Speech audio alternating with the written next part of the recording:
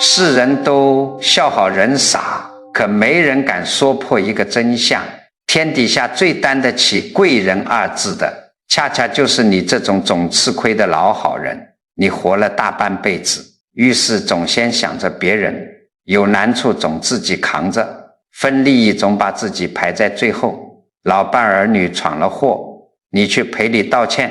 亲戚邻里有难处，你宁肯委屈自己，也不肯拒绝。到最后，脾气好成了你的标签，好欺负成了别人对你的印象，连你自己都有时候觉得是不是自己太没用。如果你心里头有过这样的委屈和念头，你要好好记住我接下来的话，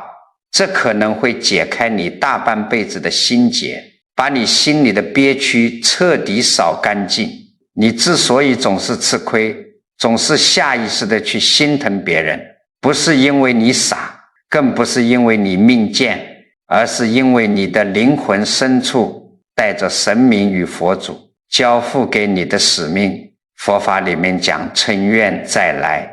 你要晓得，有些灵魂来到这个世间，不是为了享乐的，也不是为了来争权夺利的。你在前世或者在极其久远的过去，你的心里曾经发过大愿，你看着这世间的苦难，看着那些可怜的无助的人，你发愿要来这红尘里走一遭，去度化他们，去替他们分担业力。老天爷和佛菩萨记住了你这个大愿，所以在这辈子把这个神圣的使命交到了你的手里，把你安排到了现在的家庭里。你身上带着神佛的印记，所以你的一举一动，你起心动念间那个不忍心，其实都带着神佛的慈悲。你以为你是在家里当牛做马，你以为你是在被人使唤，根本不是，你那是带着使命来的。你想想看，当家里遇到大难关，眼看就要家破人亡，妻离子散的时候，老天爷要拉这个家一把，他会借谁的手？那些自私自利、精于算计的人，一遇到事早就躲得远远的了。老天爷只能借你的手，因为只有你的心足够柔软，只有你能在别人快要掉下悬崖的时候，不顾一切地扑上去，把人拽住。你是在替老天爷给这个世间拖地，你是在用你自己的肉身给身边的亲人挡灾劫。这是一种极高的修行，也是一份沉甸甸的荣耀。可是凡是发了大愿，承担了这种神圣使命的人，这一路走来注定是要流血流泪的。你要替人扛下业力，自己怎么可能不受伤？你帮了人，别人不仅不感恩，还可能反咬你一口。你掏心掏肺换来的常常是孤独和不被理解，因为世俗的凡人根本看不懂你身上的这道光，只当你好拿捏。今天咱们就把这层纸捅破，先讲你这种乘愿而来的人身上第一个与生俱来的特质，有一双能一眼看破别人痛苦的眼睛，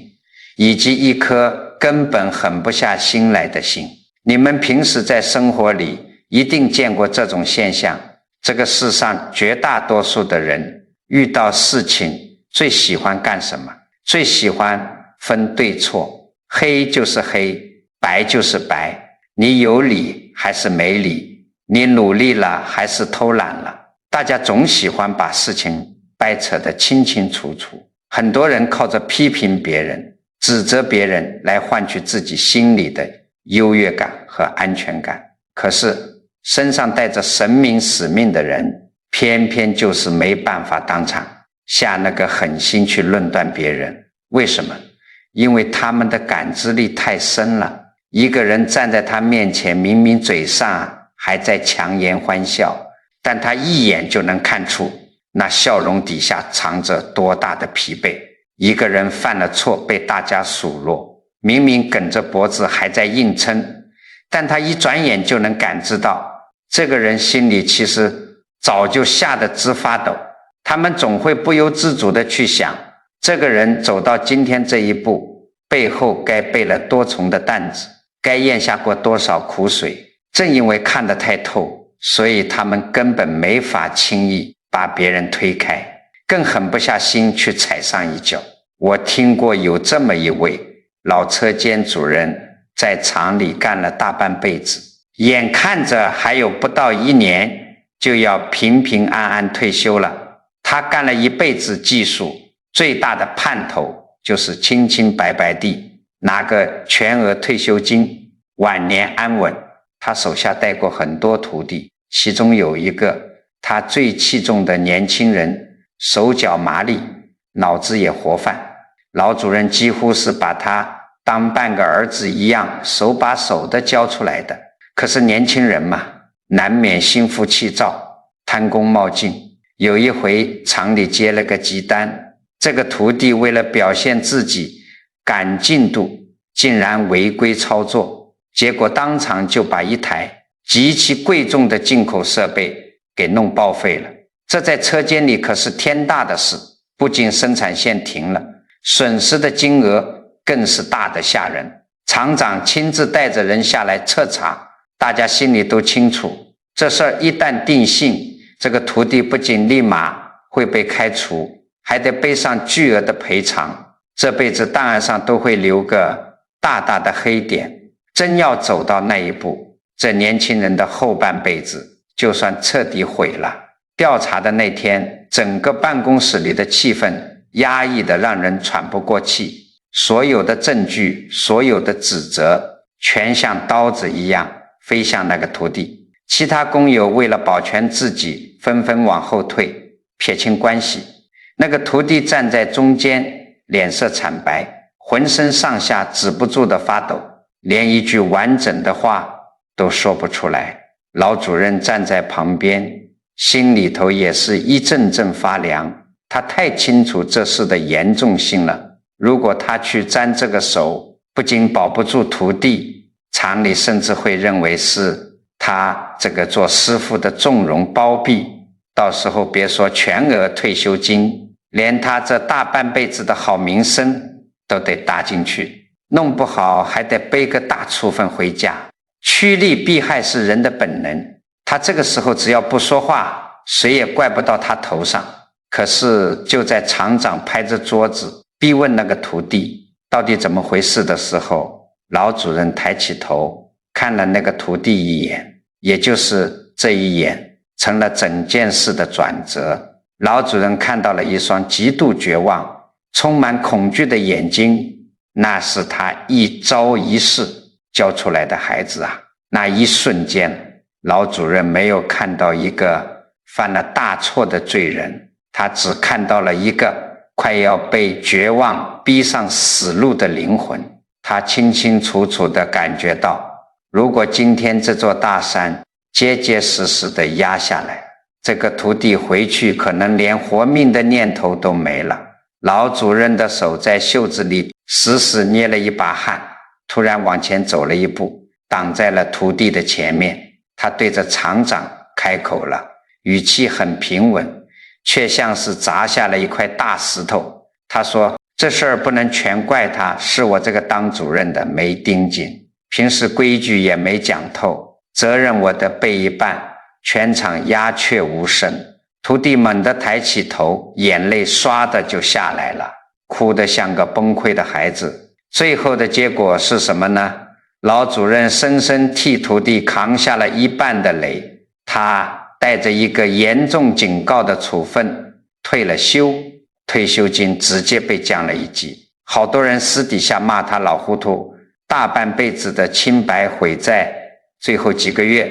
可是结果呢？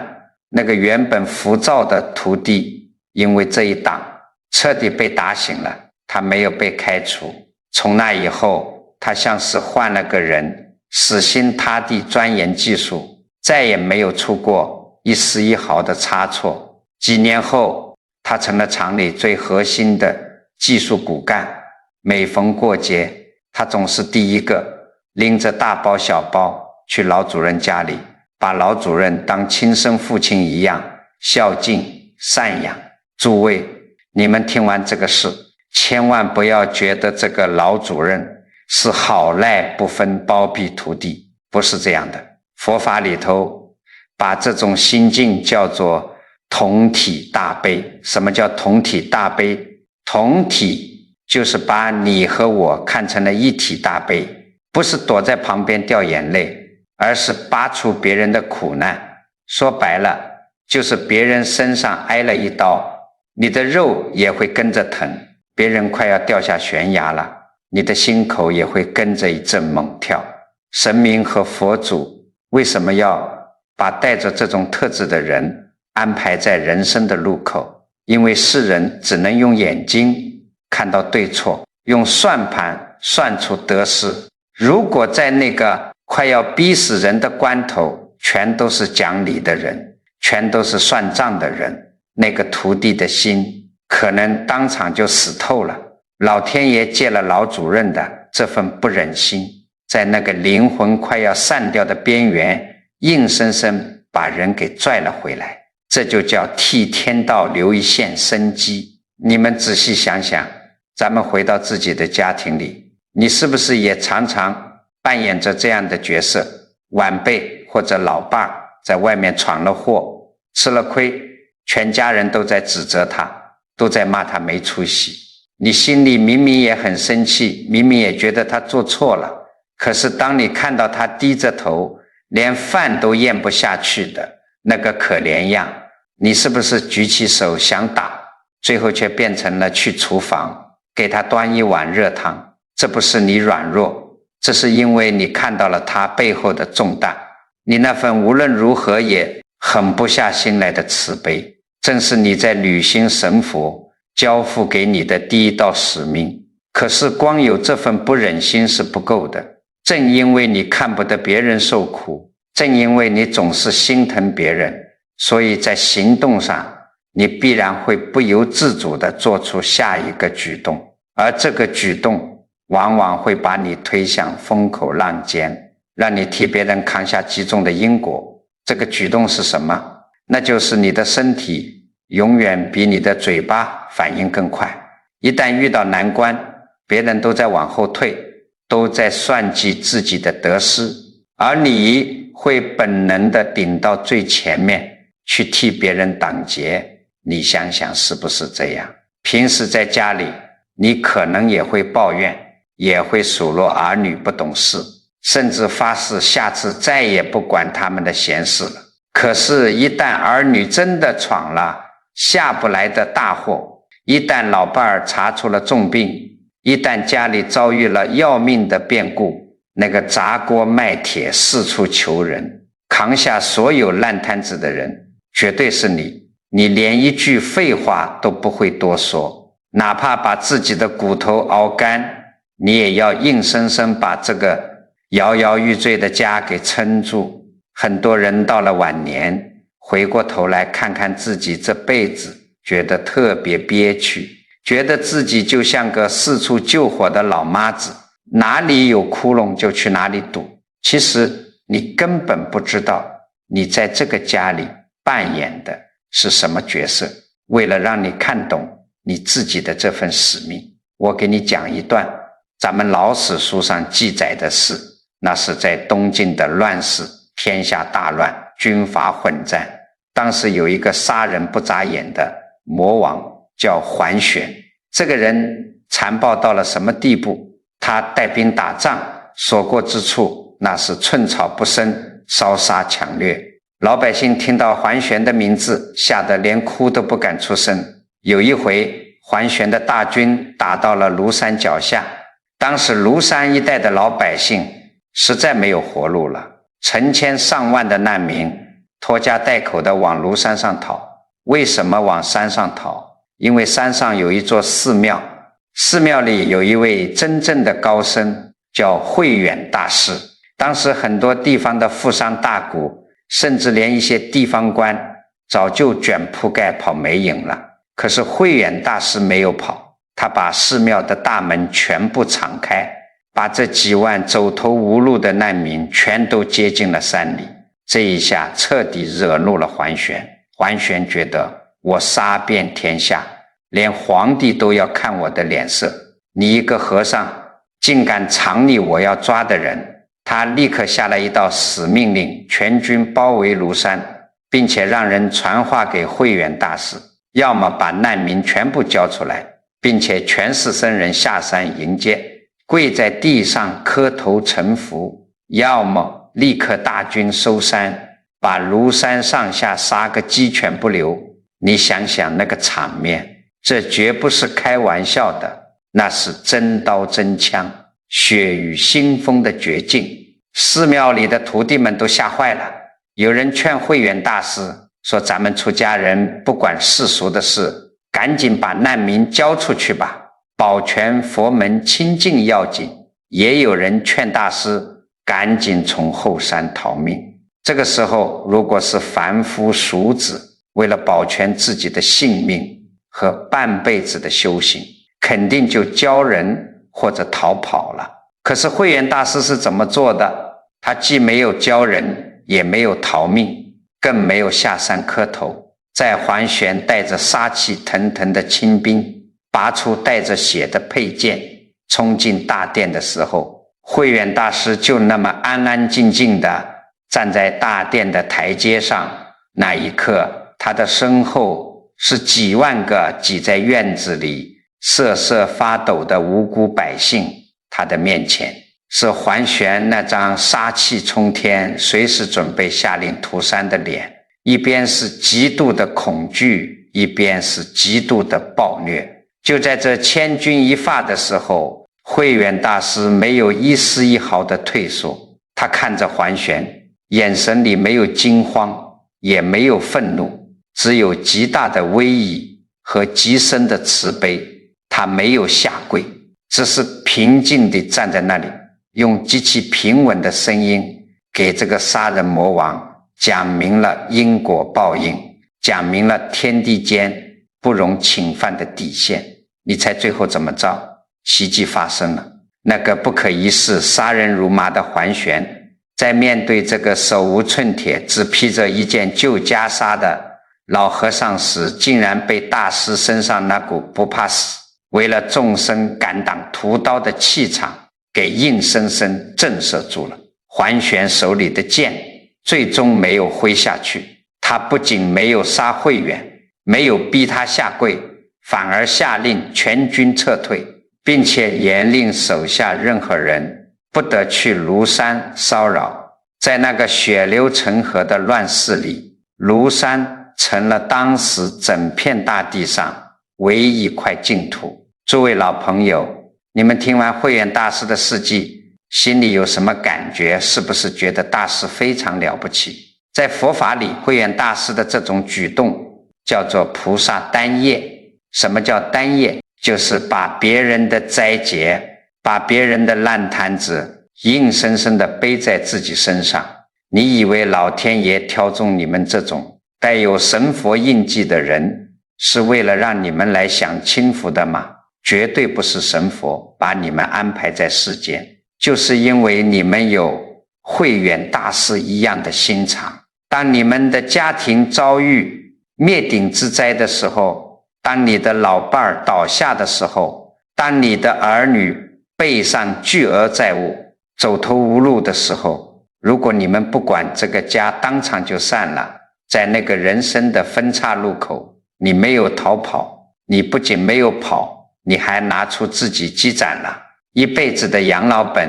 你拉下老脸四处去求人，你忍着浑身的病痛，日夜在病床前伺候，你就像当年站在大殿前的慧远大师一样，用你这副有些苍老有些单薄的肉身死死地挡在了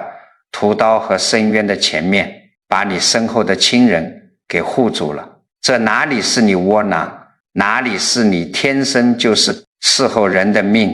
你这是老天爷派到这个家里的护法神啊！你是在带这个家的众生受苦，你是在用你一辈子的心血替他们担下了本该，把他们压死的业力。可是话说到这里，最让人心寒，也是最考验修行的地方就来了。你倾其所有替儿女挡了劫，替老伴儿填了窟窿。可等风波过去了，等他们缓过这口气来了，他们会感激你吗？他们会把你的恩情记在心里，后半辈子好好孝顺你，善待你吗？我跟你说一句极其残酷的真话，很多时候根本不会，不但不会感恩，他们甚至还会渐渐地疏远你，嫌弃你老了，病了，啰嗦了。很多老人家在这个坎儿上死活就是过不去，心里头那个怨气啊，觉得我把半条命都搭给你了，你怎么能这么没良心？于是整天到处诉苦，逢人就骂，甚至要在家里闹个天翻地覆，非要讨回一个公道。可是身上带有神佛印记的人，走到这个人生的分岔路口，往往会显露出他们的第三个特质。他们虽然也会痛彻心扉，但最终他们绝不会去死死纠缠，而是懂得在缘分尽了的时候极其体面地松开手。我认识这么一位大姐，人非常老实本分。她50岁那年，老伴儿突然中风，瘫痪在床，连话都说不清楚，吃喝拉撒全在床上。俗话说，久病床前无孝子，更何况是夫妻、亲戚朋友都劝他说送去养老院吧，你一个人哪里伺候得过来？可这位大姐狠不下这个心，她觉得既然做了一家子，这难关就得她来扛。这一扛就是整整5年。这5年里她是怎么熬过来的？一天要给老伴儿翻好几次身，晚上连个整觉都睡不成。为了给老伴儿治病，她把家里能卖的都卖了，自己一件新衣服都没添过。原本挺精神的一个人，熬得头发全白了，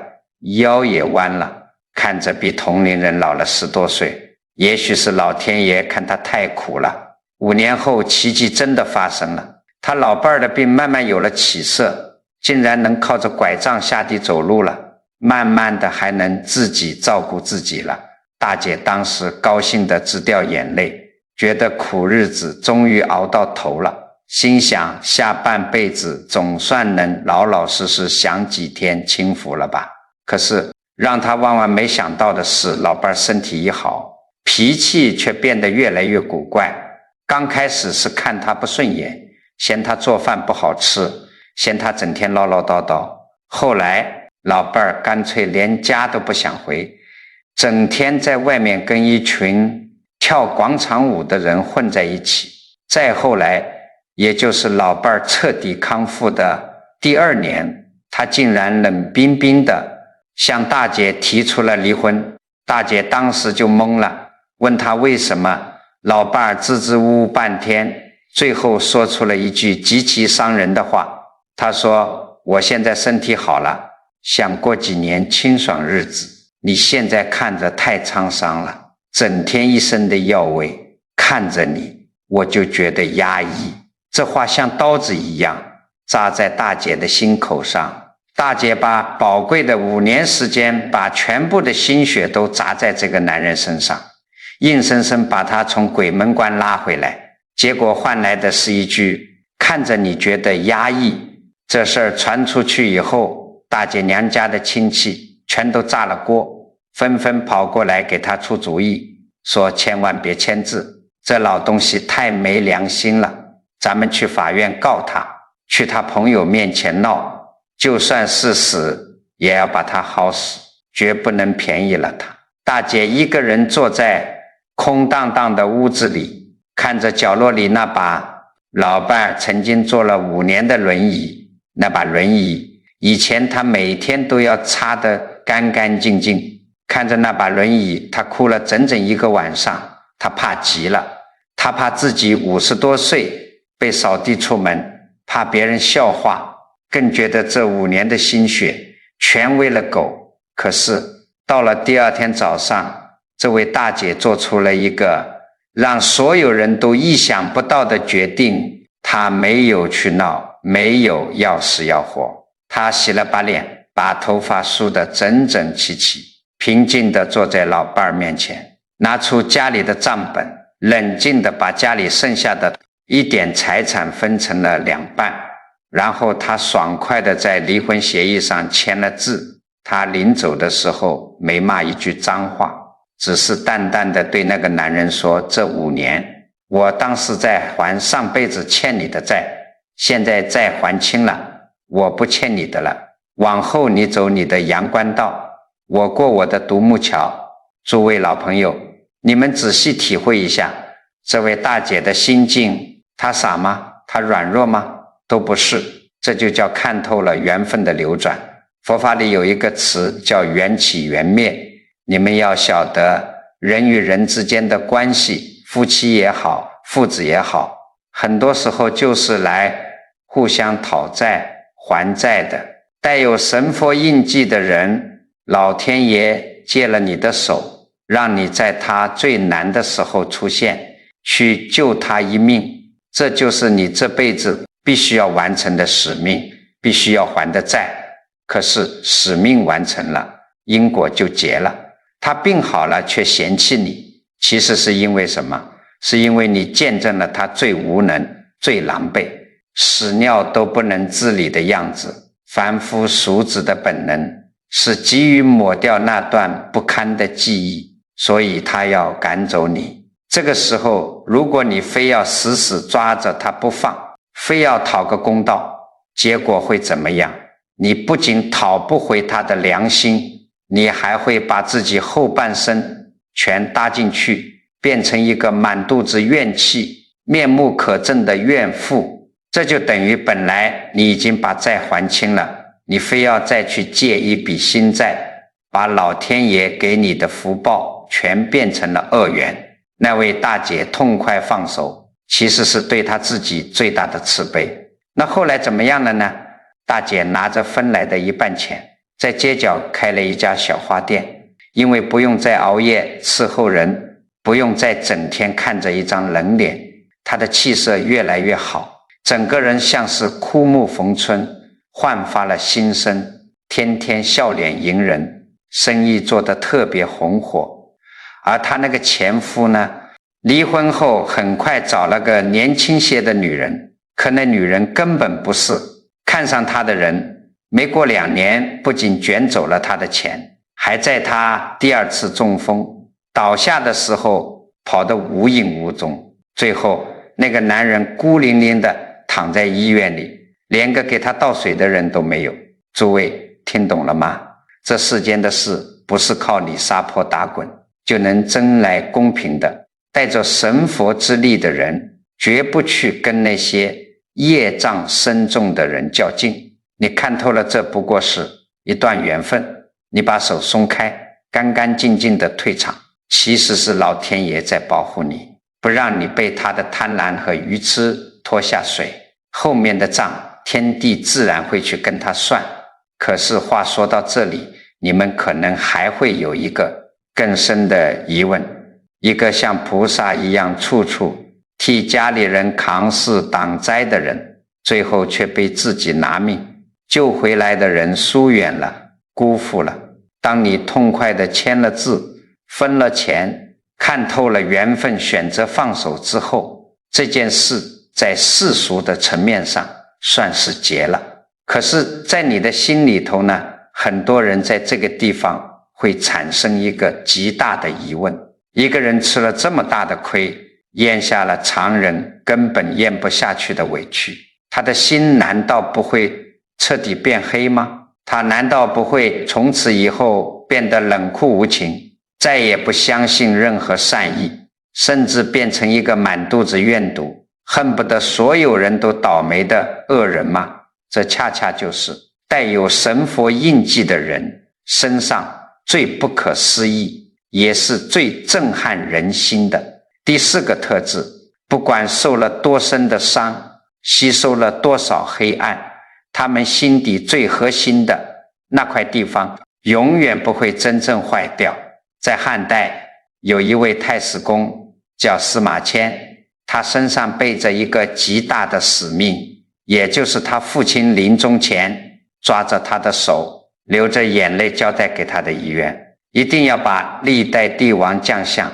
天地人事的兴衰，清清楚楚地记录下来，修成一部大史书。对司马迁来说，完成这部史书比他的命还重要，这是他毕生的执念，也是他最怕失去的东西。可是就因为他在朝堂上替一个打了败仗被迫投降的将军说了一句公道话，彻底激怒了汉武帝。皇帝一怒之下判了司马迁死刑。在那个时候被判了死刑，要想活命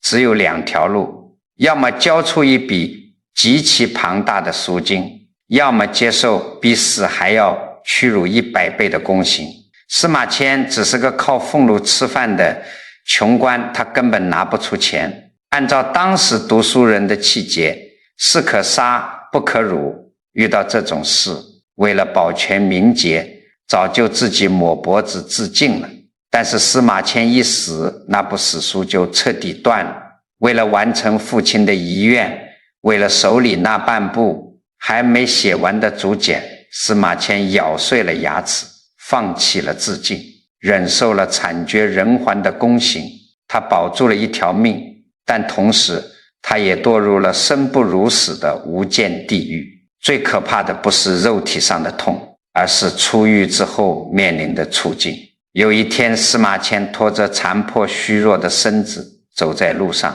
周围那些曾经跟他称兄道弟的同僚，那些朝堂上的官员，看他的眼神全变了。有人在背后指指点点，有人捂着嘴窃窃私语，有人甚至故意绕开他走，满眼的鄙视和嘲笑。在当时人的观念里，受过这种刑罚的人连个完整的男人都不是了，那是祖宗8代都要跟着蒙羞的奇耻大辱。每一个眼神，每一声冷笑，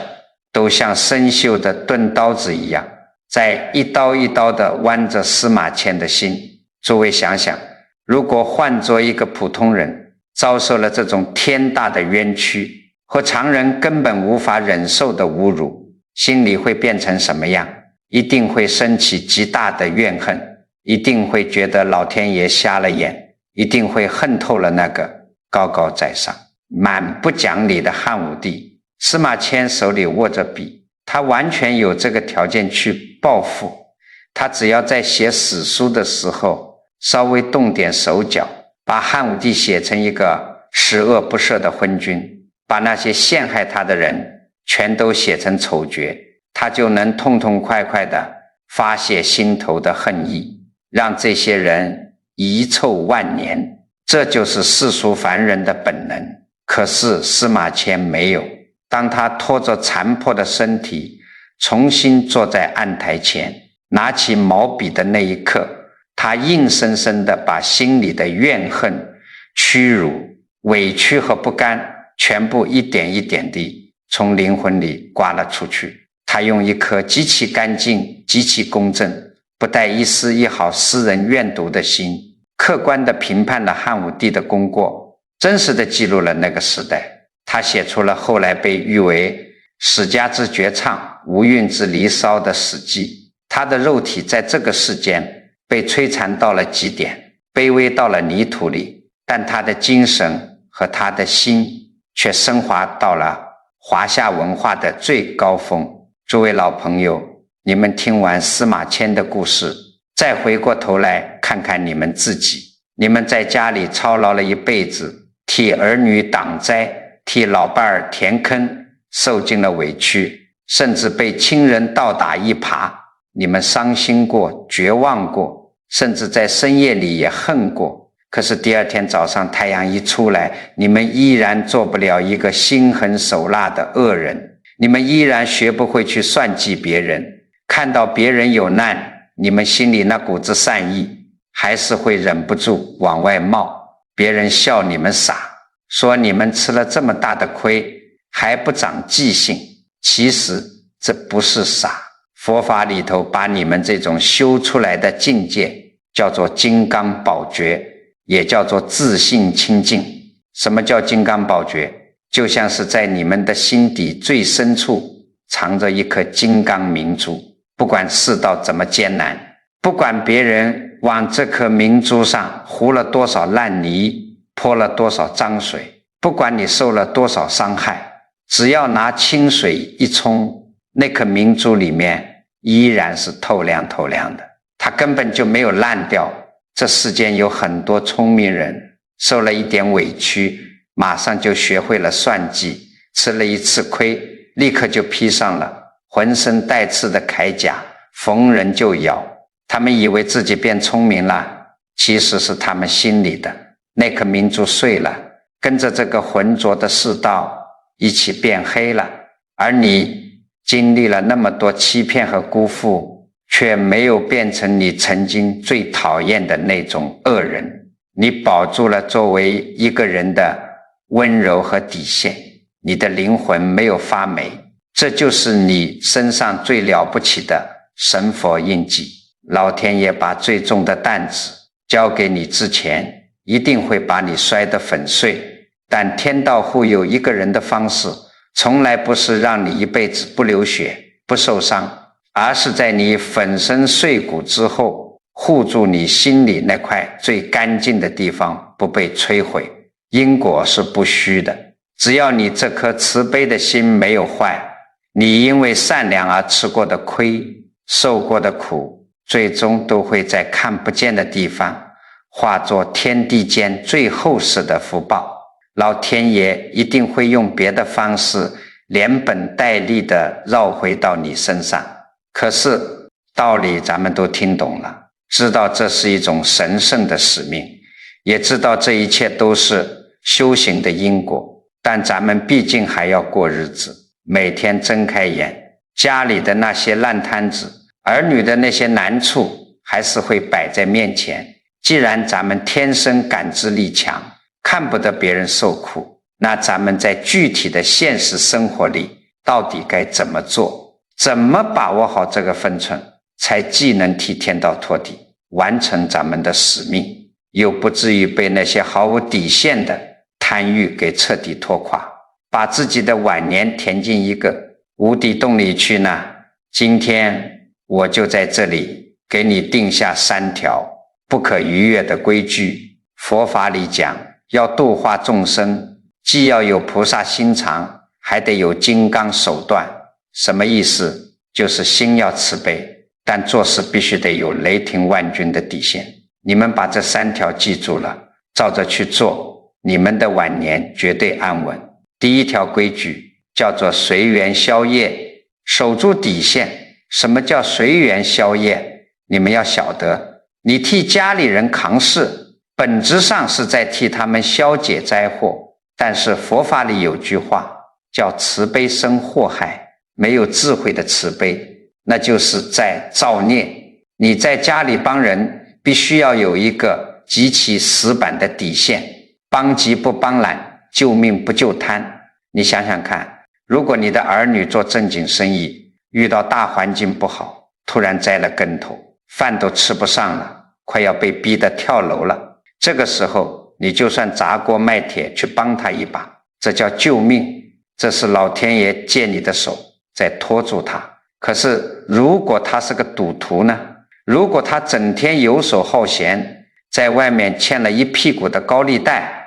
或者为了跟人攀比，买豪车买大房子，今天找你要10万，明天找你要20万，你看他可怜，你看他给你下跪掉眼泪，你心一软，就把自己用来救命的养老钱全给他填了窟窿。结果呢，他不仅不会改，反而会觉得反正天塌下来，有老爹老娘顶着，担子越来越大，最后把全家人都拉进地狱。诸位，这就过了界了。老天爷把神圣的使命交给你，是让你去救人的，绝不是让你去纵容贪欲的。遇到这种无底洞，你必须狠下心来，哪怕他哭天抢地，你也得死死捂住你的底线。你让他去吃点苦头，让他去栽个大跟头，让他自己去承担那个因果，这才是真正救了他。你强行去替他背超出你底线的烂账，不仅帮不了他，反而是在剥夺他改过自新的机会。这就叫违背天道。第二条规矩叫做缘尽则散，斩断执念，这也是咱们很多老一辈人最容易犯的毛病。你在家里付出了那么多，你帮儿女带大了孙子，你伺候了生病的老伴儿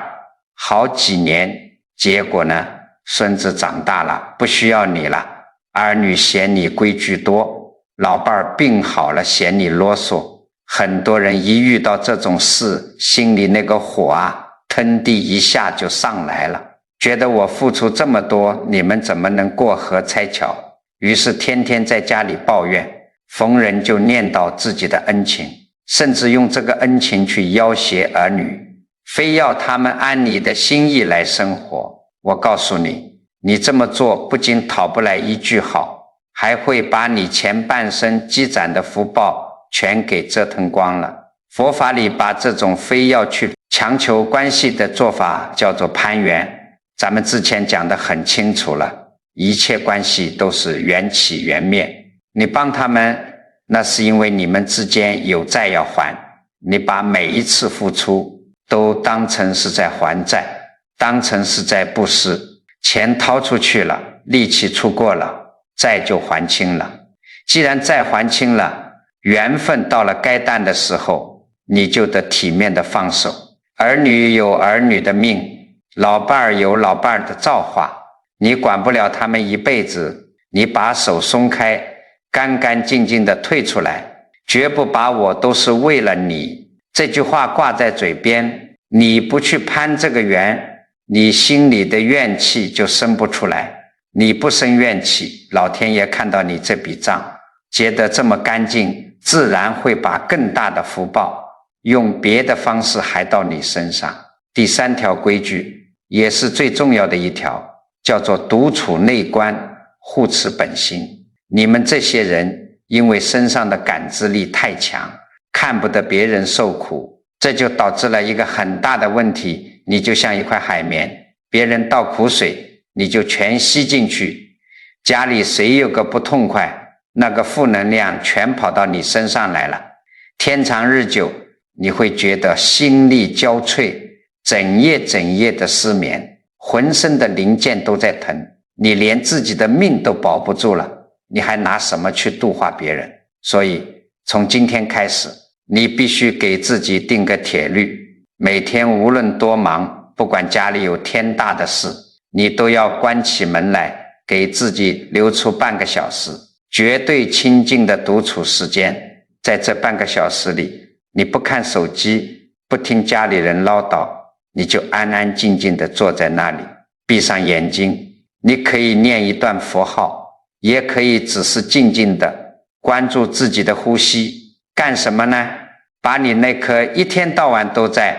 操心儿女、操心闲事的心给收回来，把你白天从别人身上吸过来的那些怨气、黑气、委屈，全都通过这半个小时的清净交还给天地。这在佛法里叫做护持清净心。你得先把自己养足了，先把自己心里那颗明珠给擦亮了。只要你的心不乱，只要你不把自己熬成一个满肚子怨气的深闺怨妇，你往家里一坐，那就是这个家的定海神针。诸位要记住，菩萨救人从来不是把自己弄得狼狈不堪，你把自己照顾好了，你的心境平稳了，你们这个家的家风自然就正了，家运自然也就稳了。好了，今天讲了这么多，我知道你们听完可能过2天又忘了，所以临了，我在最后啰嗦一遍这3个佛法道理和修行要点，你们一定要死死地守住。第一，你要记住，你这大半辈子受的委屈，其实是你带的使命，在替家里人单夜挡灾，回去之后怎么做，遇到亲人真有性命攸关的难处，你拉一把。但碰上那种堵在贪得无厌的无底洞，必须狠下心守住底线，绝不能替他们造业。第二，你要记住，世间一切相聚，甚至是恩情，都是缘起缘灭，回去之后怎么做，为了这个家付出过了，就当是还了债，缘分尽了就体面放手，绝不要整天念叨别人没良心，别把老天爷给的福报变成了你的怨气。第三，你要记住，不管吃了多少亏，你那颗慈悲的心就是你不坏的金刚明珠。回去之后怎么做？每天无论多忙，给自己留半小时清静独处，闭上眼睛念一句佛号，先把自己的气场养足了，绝不让自己变成一个满腹牢骚的怨妇。作为老朋友，你这一生身上留下的那些伤疤，其实都是神明与佛祖给你盖的章。你的每一次退让，每一次心软去承接别人的痛苦，老天爷都拿着笔在一笔一笔的给你记着账。凡是天道让你受的苦，最后都会变成渡你渡家人的船。如果你觉得老头子今天